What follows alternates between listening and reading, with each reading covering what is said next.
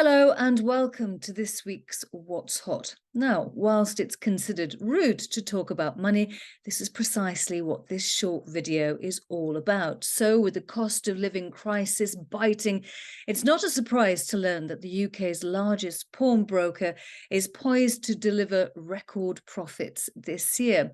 In an elegant way, TGroup provides simple and flexible financial products tailored for a customer base who have limited access to or are excluded from the traditional banking and finance sector.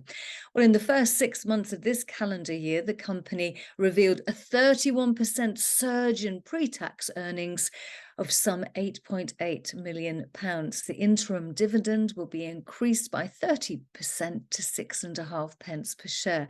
Well, H&T's core pawnbroking business continues to be a robust revenue generator, with the pledge book expanding by 14% to £114.6 million. So here is the 3-year chart. Now that chart shows a healthy increase over the COVID years, and it was during lockdown that My Health Checked PLC did pretty well. Now it's a home test kit company, and we're testing for COVID less and less as we learn to live with the virus. Markedly so, because first half revenue last year for the company was £9.8 million. The same period this year was £2.5 million.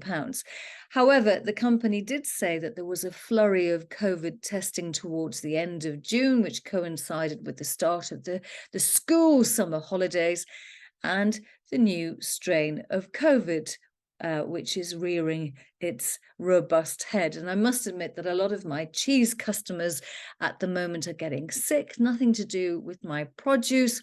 But what's going on in Wiltshire? Because this is the worst hit part of England, with an estimated 50,000 cases per 1 million people. Finally, over summer, there's been a lot of reshuffling or attempted reshuffling of personnel.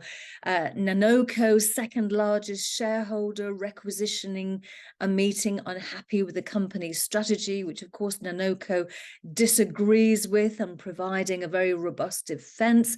And then there's Boohoo, which is the largest shareholder in Revolution Beauty. Revolution Beauty came to market IPOing in July of 2021, so just over 2 years ago. Well, Boohoo owns 26.6%, and it wanted wholesale management changes.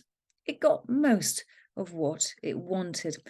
Well, hopefully this summer is not going to be the summer of discontent, but it will be a time for putting shareholders' best interests firmly at heart. Thank you for watching. Take care. Hope you're well. I'll be back same time next week.